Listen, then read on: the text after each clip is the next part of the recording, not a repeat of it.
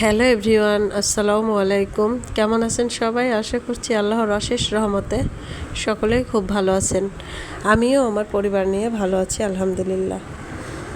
দিলা লাইফস্টাইলের নতুন আরও একটি ব্লগ ভিডিও দেখার জন্য আমি দিলা আপনাদের জানাই প্রাণঢালা প্রীতি ও শুভেচ্ছা। এটা ছিল গতকাল মানে শুক্রবারের ভিডিও, আমি শেয়ার করতে পারিনি আপনাদের সাথে একটু শরীর খারাপের কারণে। যাই হোক, এই যে দেখছেন সকালবেলায় আজকে নুডলস রান্না করে নিচ্ছি। এটাই আজকে সকালের নাস্তা। তো এই যে আমি সকালবেলা নুডলসটা রান্না করে নিয়ে আর কি খেয়ে নিব। খাওয়ার মধ্যে আমি, ছেলে আর আমার মেয়ে, কারণ আপনাদের ভাইয়া আপনারা যারা ভিডিও দেখেন তারা তো জানেনই যে সকালে উনি বাসায় খায় না। তো যাই হোক, খাওয়া দাওয়া শেষ করে চলে আসছি দুপুরে রান্না। এই যে রান্না করবো আজকে একটু চিংড়ি মাছ ভুনা করে নিব, আর হচ্ছে একটু গরুর গোশ রান্না করব। তো যাই হোক বন্ধুরা, এই যে দেখছেন আমি অফ ক্যামেরায় রান্নাটা আসলে বেশি করে নিয়েছি, বেশি শেয়ার করতে পারিনি কারণ ভালো লাগছিল না ভিডিও করতে। এই যে দেখছেন গরুর গোশটা আমার এখানে কষাচ্ছি আমি চুলাতে দিয়ে, আর এক চুলাতে আমি ফ্রাই প্যান দিয়ে চিংড়ি মাছটা ভাজি করে নিব। হালকা একটু ভেজে নিয়ে তারপরে ভুনা করব। আমি এভাবেই চিংড়ি মাছটা সবসময় রান্না করে থাকি, হালকা একটু ভেজে নিয়ে রান্না করলে খেতে আর কি ভালো লাগে, শক্ত হয়ে যায় না ওইভাবে। আর যদি আপনি অতিরিক্ত ভেজে নেওয়া যায় তাহলেও শক্ত হয়ে যায়, আবার একদম কাঁচা মাছটা রান্না করলে কেমন যেন হয়। তো আমি এভাবে আর কি 2-4 সেকেন্ড একটুখানি চুলায় দিয়ে একটু হলুদ লবণ দিয়ে ভেজে নিয়ে তারপরে ভুনা করে নিই।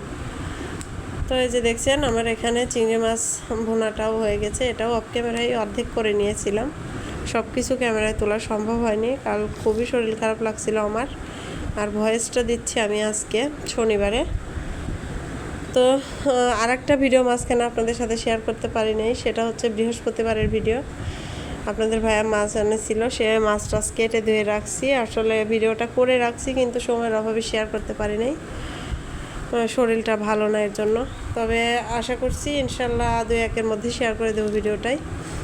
যাই হোক, এই যে দেখছেন দুপুরের আমি খাওয়ার কাজে চলে এসেছি। এখানে ছিল মূলা আলু বেগুন ভাজি, আর ছিল চিংড়ি মাছ ভুনা, আর ছিল হচ্ছে গরুর গোশ রান্না।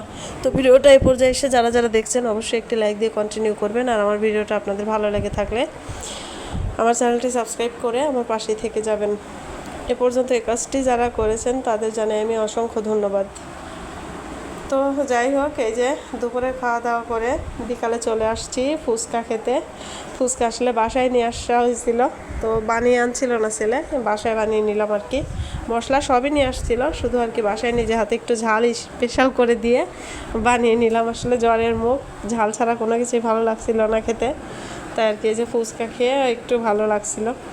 তো বন্ধুরা যাই হোক, আপনারা অনেকেই হয়তো ভিডিওগুলো যাদের ভালো লাগে তারা দেখছেন, তো তাদের জানাই অসংখ্য ধন্যবাদ।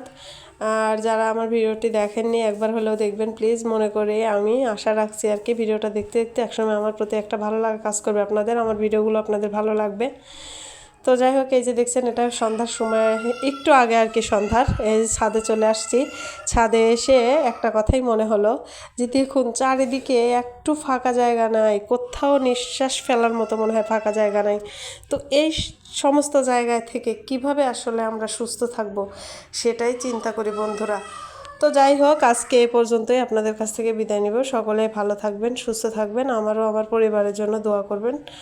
আমিও সব সময় আপনাদের জন্য দোয়া করি আপনারাও ভালো থাকেন। তো দেখা হবে নেক্সট ভিডিওতে।